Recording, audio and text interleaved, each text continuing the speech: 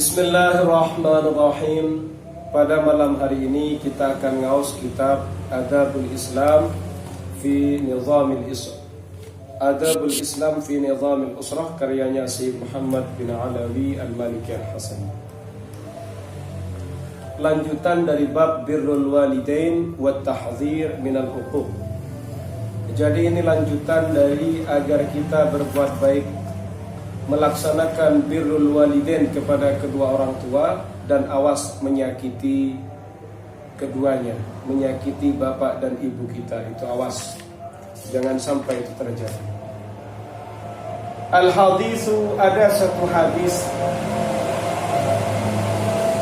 wa qad dzukira fit tafasir, terdapat keterangan dalam beberapa tafsirnya ulama, annahu kana rajulun salihun fi bani Israel, ada seorang laki-laki saleh di Bani Israel, walahu ibnun tiflun, lelaki saleh ini memiliki anak laki-laki yang masih kecil, masih tifl, masih bocah.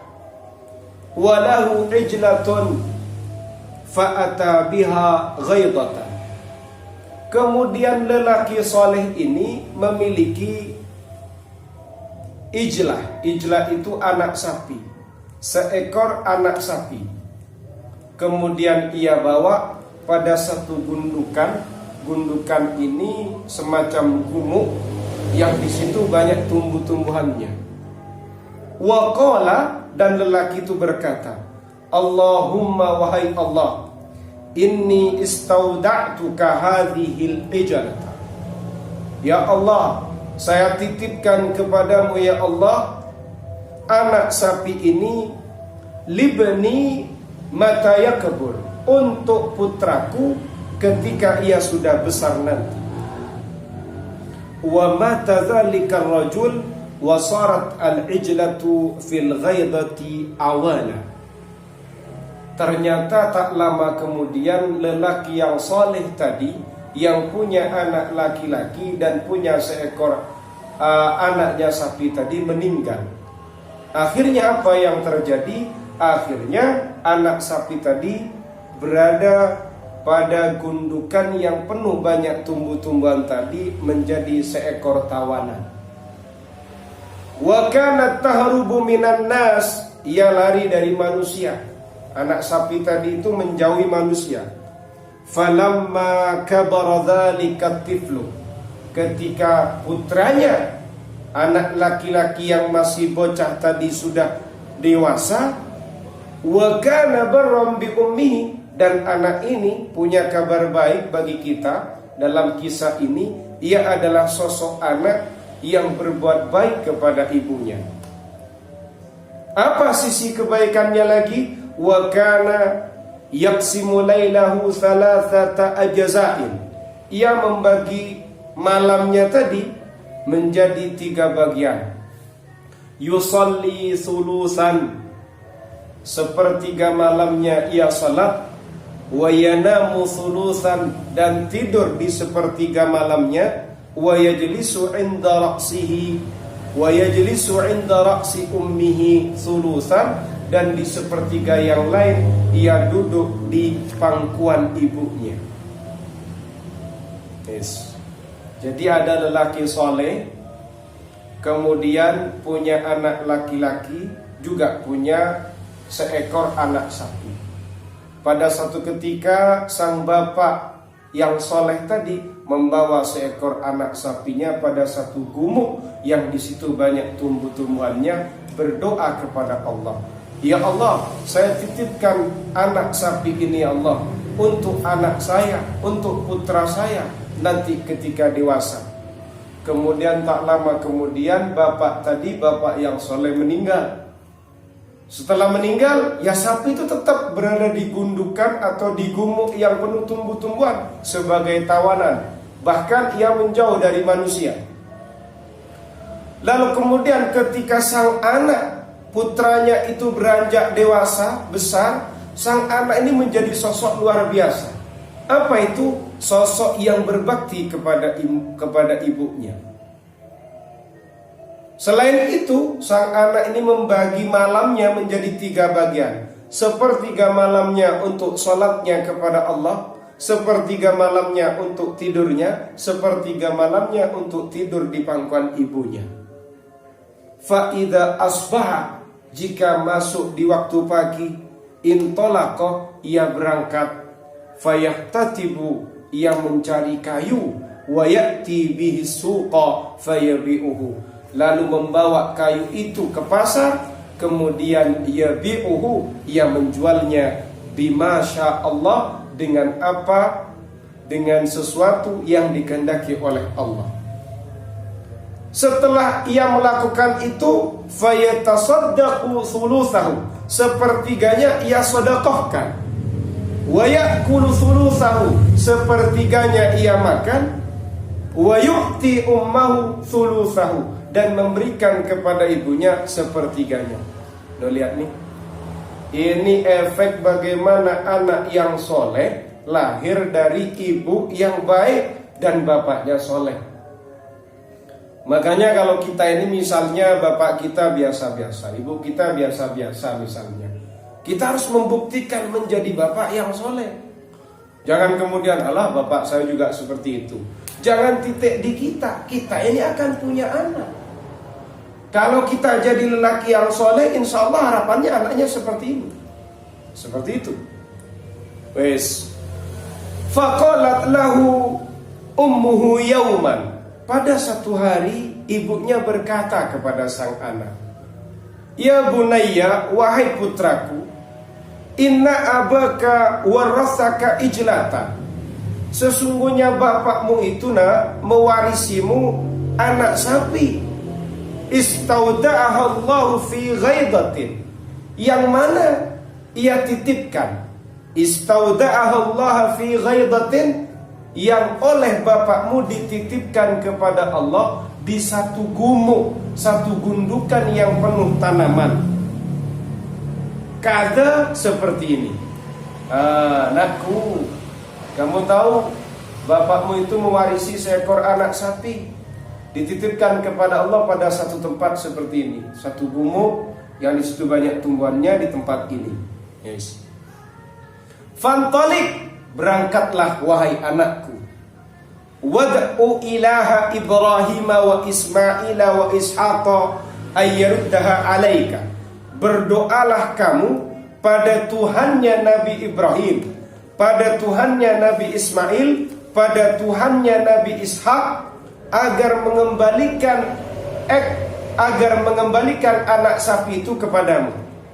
Artinya pesannya, berdoalah kamu kepada Allah, meminta kepada Allah agar dikembalikan anak sapi yang diwariskan oleh bapakmu kepada dirimu. Yes. Kemudian kata ibunya, wa alamatuha, tanda-tanda sapi yang diwariskan oleh bapakmu tadi. Tanda-tanda sapinya adalah annaka in nazarta ilaiha yukhayyalu ilaika anna syu'a as-samsi yakhruju min jildiha. Tanda-tanda sapi itu, jika nanti kamu melihat sapinya, maka kamu akan terbayangkan bahwasannya sinar matahari itu memancar dari kulit sapi tersebut. Wa kanat tusamma al-mudhaba. Yang model seperti ini namanya al-mudhaba, merah kekuning-kuningan. Lihusniha wa safriha, lihusniha wa safratiha, karena eloknya sapi tadi dan karena kuningnya warna sapi tadi. Nah, itu jadi dikasih tahu sama ibunya tempatnya di sini dan tanda-tanda sapinya seperti ini. Yes. Fa'atal ghaidota, lalu sang anak tadi mendatangi gumuk tersebut. Gumuk ini gundukan atau gunung kecil yang penuh tumbuh-tumbuhan. Fara'aha tar'a fasahabiha.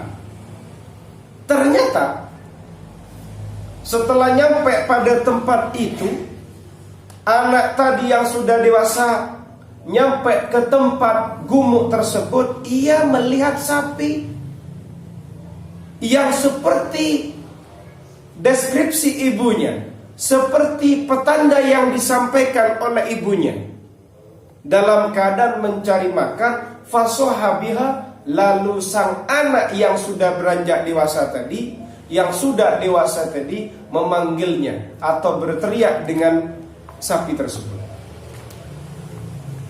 Yes. Kemudian waqala, lalu sang anak berkata, a'zimu alaika bi ilahi Ibrahim wa Ismail wa Ishaq.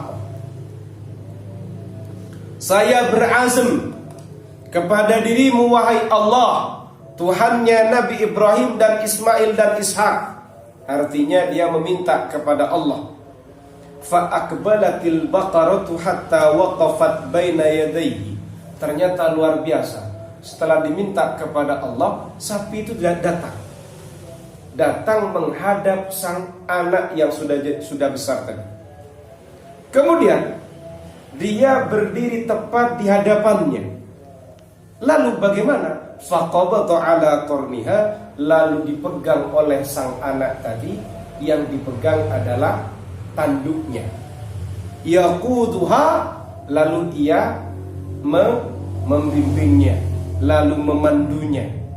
Nah, seperti itu. Fatakallamat biidznillahi ta'ala. Ternyata seizin Allah, sapi tadi berbicara. Waqalat, dan berkata sapi itu, ayyuhal fata, wahai pemuda, al-barru bi ummihi, yang telah berbuat baik kepada ibunya, irkabni, tunggangi aku, fa innahu ahwanu alaika, maka justru akan meringankan kamu. Hei pemuda, ayo naiki aku ini, nanti akan memudahkan kamu, kamu jadi tidak capek jalannya. Faqala al-fata, lalu pemuda tadi menjawab, inna ummi lam ta'murni bidzalik. Lalu apa jawabannya sang pemuda tadi? Oh maaf, ibu saya tidak memerintah saya sedemikian, tidak memerintahku untuk menunggangimu. Faqalatil baqarah, lalu sapi tadi menjawab lagi, wallahi, demi Allah, lau rakibtani, andai saja kamu menaikiku, andai saja kamu menunggangiku, ma kunta taqdiru alayya abada, kamu tidak akan mampu menguasaiku selama-lamanya, kamu tidak akan bisa menghandleku selama-lamanya. Coba dia naik tadi pada sapi tadi, maka ia tidak bisa menghandle sapi itu. Yes. Fantalik fa innaka law amartal jabal ayyam qali amin asli lang qata'a li birrika bi ummika. Ya sudah, berangkat kamu wahai pemuda. Sesungguhnya kamu ini wahai pemuda, andai saja kamu ini memerintah gunung itu agar lepas dari akarnya, maka niscaya gunung itu pun akan lepas, karena saking luar biasamu budi pekertimu kepada ibumu, karena luar biasanya pengabdian kamu kepada ibumu. Coba, ini sapi yang ngomong. Coba kamu minta gunung itu lepas dari akarnya, pasti lepas. Apa yang membuat lepas? Ya karena berbaktimu itu yang luar biasa kepada sang ibu. Fasaral fata biha ila ummihi, lalu pemuda tadi pulang membawa sapi tersebut pada ibunya. Faqalat lahu ummuh, lalu sang ibu berkata kepada sang anak tadi yang sudah menjadi pemuda tadi, innaka rajulun faqirun, wahai anakku, sesungguhnya kamu ini lelaki yang miskin. Wala malun laka, kamu tidak punya harta. Wa yashukku alaika, sulit bagimu al-ihtitabu bin nahar, di waktu siang kamu mencari kayu. Wal qiyamu bil lail, sementara kamu ini di waktu malam kamu sedang melaksanakan ritual qiyamul lail. Fantalik fabi al-baqarah, ayo berangkat kamu nak jual sapi itu. Lalu setelah itu faqala bikam abiuha, Lalu sang anak berkata kepada ibunya, "Saya jual berapa ini bu, sapi ini bu?" Qalat, lalu sang ibu menjawab, "Bisalasati dananir," dengan 3 dinar. "Wala tabi' bi ghairi masyurati," kamu jangan menjual tanpa ada rembukan denganku. Yes. Wa kana thamanul baqarati 3 dananira. Akhirnya yang dia bawa adalah bahwasannya harga dari sapi itu adalah 3 dinar, sesuai yang disampaikan atau yang diperintahkan oleh sang ibu. Fantalaqa bihal fata ila suq. Lalu kemudian sang anak tadi, sang pemuda tadi berangkat ke pasar. Wa ba'atsallahu malakan liyara khalqahu qudratan. Allah Ta'ala ketika itu, dalam kisah ini, Allah Ta'ala memerintahkan malaikat agar melihat bagaimana makhluknya Allah dan juga bagaimana kekuasaannya Allah di situ. Wal yakhtabir al-fata, dan agar malaikat tadi nanti menguji pemuda itu. Jadi Allah Ta'ala ini menyuruh malaikat biar tahu bagaimana makhluknya dan juga bagaimana kuasanya Allah. Makhluknya itu siapa yang dimaksud? Yaitu pemuda tadi. Dan tujuannya agar malaikat tadi menguji pemuda tersebut. Kaifa birruhu bi ummihi wa huwa a'lam. Bagaimana berbaktinya sang anak tadi kepada ibunya, wa huwa a'lam, dan Allah Ta'ala maha tahu dengan hal itu. Yes. Akhirnya setelah nyampe di pasar, lalu faqala lahul malaku bikam hadhil baqar. Lalu malaikat tadi, malaikat yang disuruh oleh Allah menghampiri sang pemuda tadi bertanya, "Berapa kamu jual sapi ini?" Faqala bi 3 dananira wa ashtaritu 'alaika ridha ummi. Dijawab sama pemuda tadi, "Saya jual sapi ini dengan 3 dinar. Wa ashtaritu 'alaika ridha ummi, dan saya juga ngasih syarat kepada kamu sesuai dengan ridhonya ibuku. Kalau ibu tidak ridho nanti ya tidak jadi. Tetap ini 3 dinar, kamu mau, tetap saya harus bilang dulu kepada ibuku. Kalau ibuku meng-ACC ya jadi 3 dinar, kalau tidak ya tidak." Jadi ini 3 dinar dengan catatan harus dapat persetujuan ibunya. Faqala lahul malak, lalu malaikat itu berkata kepada sang pemuda, "Laka 6 dananira wa la tasta'miru ummak." Gini aja, saya akan beli 6 dinar ya. Nah, berarti dilipat gandakan. Saya beli 6 dinar, tapi kamu tidak usah minta persetujuan kepada ibumu.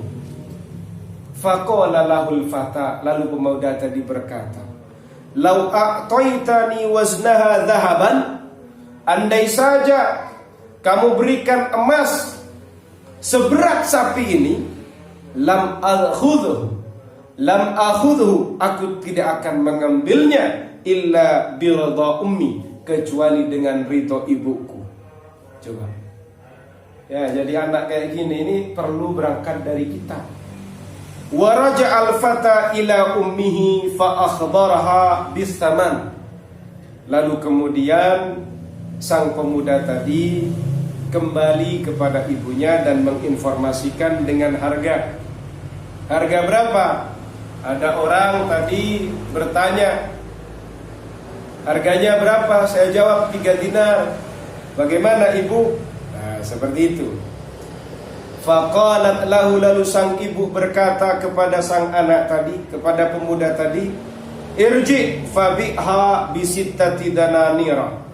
Kan tadi apa yang terjadi antara pemuda dengan malaikat itu diceritakan sama sang anak. "Bu, tadi ada orang yang nawar. Jadi begini, saya kasih 3 dinar asalkan disetujui sama ibuku. Malah ternyata orang tadi ngomong. Karena malaikat tadi berbentuk manusia, berwujud manusia. Malah dia ngomong 6 dinar asalkan kamu tidak usah minta restu ibumu. Diceritakan kepada ibu tadi setelah pulang. Lalu ibu tadi bilang, ya sudah, kamu pergi ke pasar, jual 6 dinar ya. Seperti itu.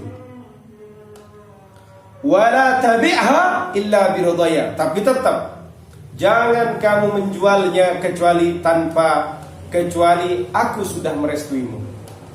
Faraja'a biha ila suq wa atal malak. Lalu kemudian sang anak tadi datang ke pasar, malaikat itu juga datang.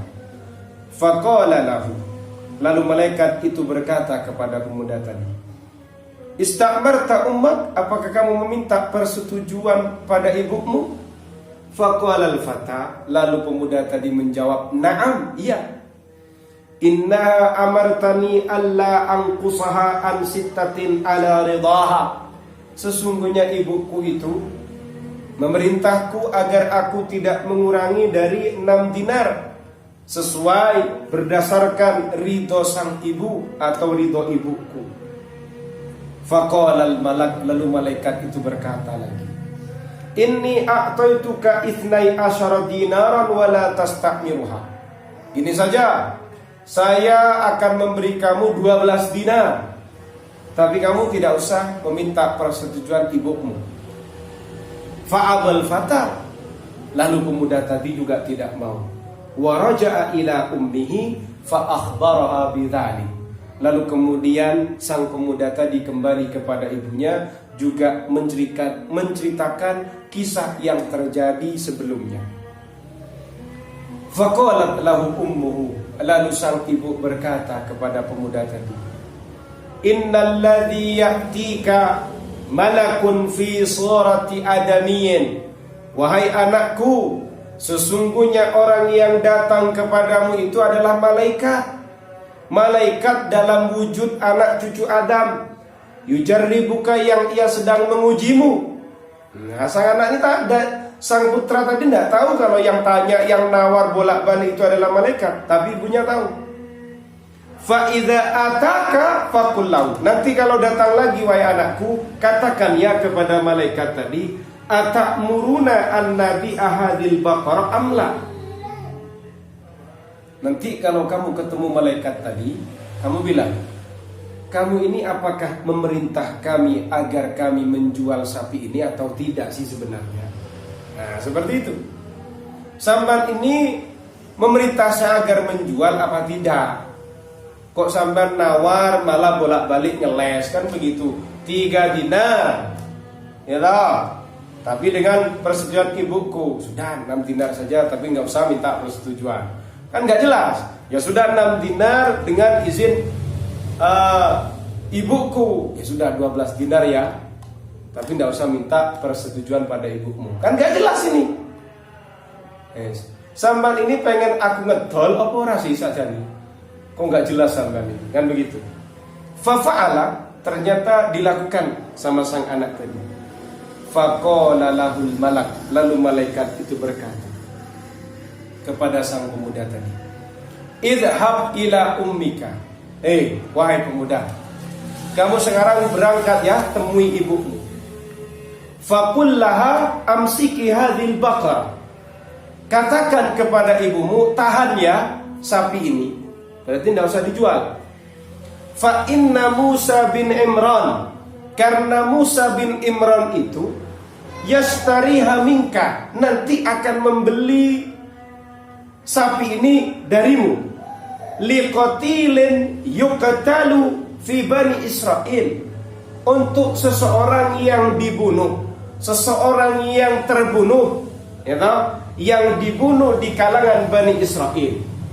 Fala tabi'ha, jangan kamu menjualnya illa bimil'i maskiha dhahaban, kecuali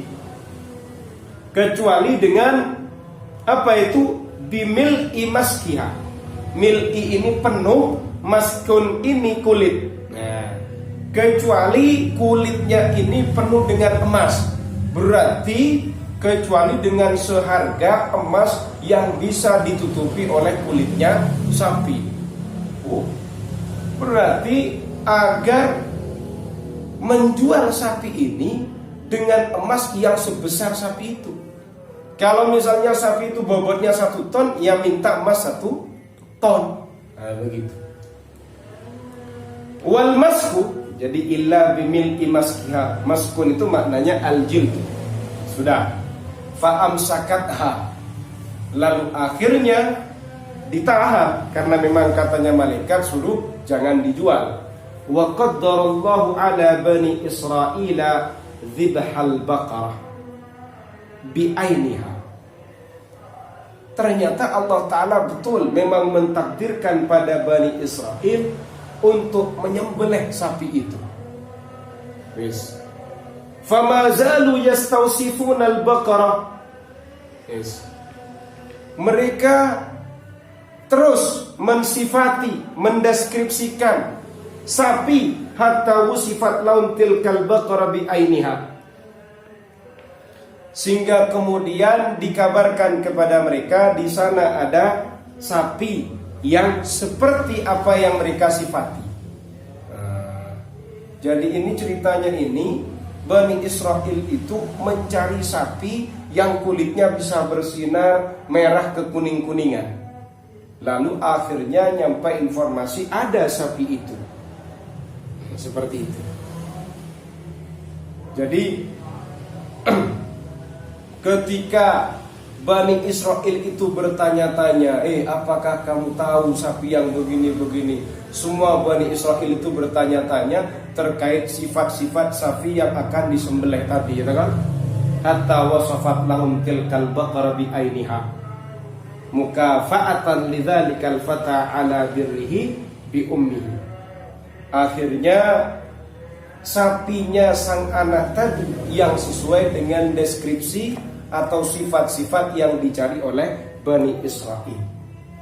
Mukafa'atan lidzalikal fata ala birrihi bi ummihi, sebagai bentuk balasan, ganjaran bagi pemuda yang telah berbuat baik kepada ibunya. Fadlan minallahi ta'ala, dan sebagai anugerah dari Allah, wa rahmatan, dan rahmat dari Allah, fashtarauha minhu, karena sudah ada kabar ternyata pemuda ini yang memiliki sapi yang dicari oleh Bani Israel dengan sifat-sifatnya.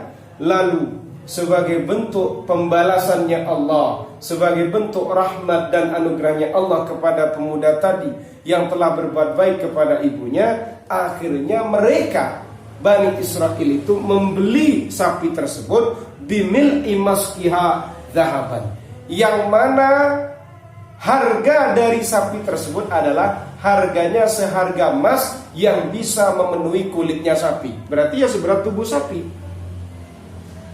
Sudah. Wa darabu bi ba'di ajzaiha al-qatila. Setelah sapi itu disembelih, wa darabu bi ba'di ajzaiha al-qatila.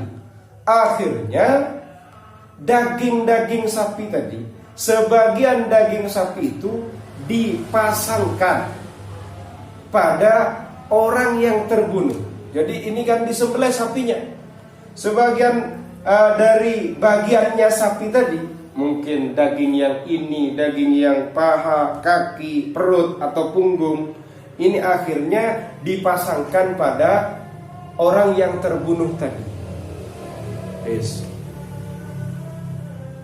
Kemudian setelah daging-daging sapi, sebagian daging sapi itu ditaruh pada jasadnya orang yang terbunuh, apa yang terjadi? Fahayya wa qama bi idznillah ta'ala. Ternyata orang yang terbunuh tadi hidup. Wa qama bi idznillah ta'ala, dan ia bangun seizin Allah. Wa awdajuhu tashkhabu damman, sementara urat lehernya itu sambil mengeluarkan darah. Begitu. Wa qala, dan berkata, qatalani fulanun, saya ini dibunuh oleh fulan, seseorang, yakni ibna ammihi, yang ia maksud adalah anak laki-laki pamannya atau sepupunya. Summa saqata maitan makanahu, kemudian ia jatuh mati di tempat itu. Efeknya apa yang terjadi? Fahurima qatiluhu al-mirath. Fahurima lalu terhalangi qatiluhu pembunuhnya al-mirasa pada warisan. Wa ilaihi asyara qauluhu ta'ala, hal itu sebagaimana yang diisyaratkan oleh Allah Ta'ala, wa idh qataltum nafsan fattaraktum fiha. Ya toh, ketika kamu telah membunuh nafsan, seseorang, ya toh, atau jiwa, fattaraktum fiha, maka kamu akan saling tuduh dengan jiwa tersebut. Yes. Dari sini kita akan melihat bagaimana sosok anak yang luar biasa berbaktinya kepada ibunya. Dari saking dahsyatnya ia berbakti kepada ibunya, dia itu tidak mau tergoda dengan apapun. Ia betul-betul memegang apa yang disampaikan oleh sang ibu. Contoh kasus yang paling konkret tadi itu ketika ia disuruh menjual dengan harga 3 dinar, dengan memberikan syarat asalkan ada persetujuan dari ibuku, saya jual ini 3 dinar. Dirayu sama orang yang padahal itu adalah malaikat yang berwujud manusia.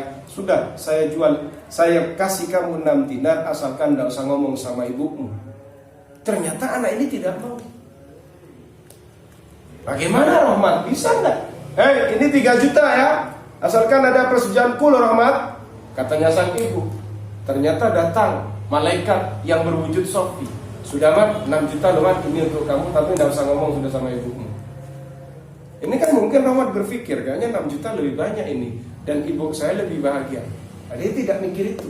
Yang ia pegang adalah aturan. Ibu saya bilang begini, sudah, seperti itu. Lalu akhirnya dikisahkan cerita itu kepada ibu. Nah, ibunya ngomong, ya sudah kamu jual 6 dinar, tapi tetap sesuai ridhoku. Malaikat menggoda lagi kan, menguji lagi. Sudah tak kasih 12 dinar, asalkan kamu tidak usah ngomong sama ibumu, tidak usah minta restunya. Akhirnya ibu tadi tahu kalau itu ternyata adalah malaikat. Bilang kepada sang anak, kamu tahu yang sedang menawar itu adalah malaikat yang nyamar seperti berwujud manusia. Sudah kamu bilang kepada dia, kamu ini pengen kami menjualnya apa enggak sih? Kok ribet kamu ini? Nah, bilangkan ya, seperti itu. Akhirnya malaikat berkata kepada sang anak, kasih tahu sama ibumu ya, tahan sapi ini, jangan kamu jual karena nanti Musa bin Imran akan membeli sapi ini darimu, dan agar ini dibeli dengan emas yang bisa memenuhi kulit sapi ini. Berarti saking banyaknya. Karena nanti sapi ini akan disembelih atas kematiannya orang yang terbunuh di kalangan Bani Israel. Ya, seperti itu. Tapi ternyata juga Bani Israel akhirnya sampai pada takdir menyembelih sapi tersebut. Ketika mereka sedang mencari sifat sapi yang harus disembelih, sapinya harus begini dan begitu. Para Bani Israel ini sedang membahas tentang pencarian sapi dengan sifat-sifatnya. Akhirnya lalu diberikan kabar kepada mereka, ada sapi yang punya sifat seperti yang kalian cari. Sapinya siapa itu? Ya sapinya pemuda ini.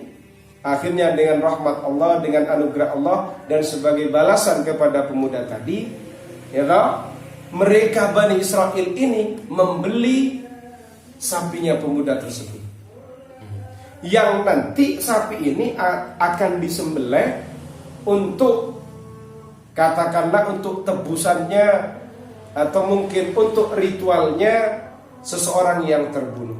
Setelah disembelih, lalu sebagian dagingnya itu ditaruh pada mayit yang terbunuh tadi. Dengan izin Allah, mayit itu hidup dan berdiri, meskipun lehernya juga sedang mengalirkan darah, dan ia menceritakan siapa yang membunuhnya, yang kemudian memberikan efek kepada pembunuh tadi. Ternyata sepupunya sendiri yang tidak bisa mendapatkan warisan karena dia sudah membunuh. Apa yang bisa kita petik dari hal ini? Jadi kalau kita lihat sejarah lengkapnya, lelaki yang soleh atau bapak yang soleh tadi melahirkan anak yang luar biasa ini. Berarti kalau kita pengen punya anak yang luar biasa, maka kita harus mencontohkannya sebagai anak yang soleh. Seperti itu. Rajulun soleh itu kan lelaki yang soleh. Lelaki yang soleh itu apa langsung terbentuk? Tidak terbentuk. Lelaki yang soleh itu berproses dari yang tidak baik menjadi lebih baik, menjadi lebih baik, menjadi lebih baik, akhirnya menjadi lelaki yang soleh. Jangan disalahkan kalau lelaki yang soleh ini nanti punya anak yang luar biasa. Tapi kalau misalnya kita tidak menjadi lelaki yang soleh, berhayal punya anak yang soleh kan sulit, tahu diri kan? Seperti itu. Apakah soleh itu harus jadi kiai, jadi ustadz? Tidak. Siapa bilang harus jadi ustadz, jadi kiai? Lelaki yang soleh itu harus tahu ilmunya, harus ngaji, lalu kemudian membenahi sedikit demi sedikit. Insya Allah nanti harapannya kamu muncul. Semoga nanti anak saya punya anak yang sedemikian hebat. Nah seperti itu. Makanya mulai sekarang ini kita harus berubah untuk berbakti kepada kedua orang tua, wabil khusus kepada ibu. Baik ketika kita bahagia, harus kita ingat ibu. Kita menderita, ya ingat ibu. Jangan dibalik, kita menderita ingat ibu, curhat sama ibu. Ketika kita bahagia, lupa sama ibu. Ini salah. Bahkan kalau kamu punya rezeki, jangan sampai kamu menyanyiakan ibu. Harus ada uang yang masuk ke ibu. Seperti itu. Karena bisa jadi itu adalah di antara akar keberkahan hidupmu. Seperti itu. Jadi poin utamanya di sini, ayo kita harus meniru kisah yang ada dalam kitab ini, yaitu agar kita selalu berbuat baik, khususnya kepada ibu kita. Siapa tahu dengan kita berbakti kepada beliau-beliau itu, kemudian nanti anak-anak kita itu juga akan berbakti kepada kita. Katanya orang-orang kuno dulu, kalau kamu berbakti kepada kedua orang tuamu hari ini, maka besok anak-anakmu akan berbakti kepada dirimu. Tapi kalau kamu hari ini tidak berbakti kepada kedua orang tuamu, jangan disalahkan ketika mungkin anakmu lebih parah dia untuk menentang kamu. Semoga kita terhindari. Hadza waqad waradat athar katsiratun fi zajri wallahu a'lam bis-shawab.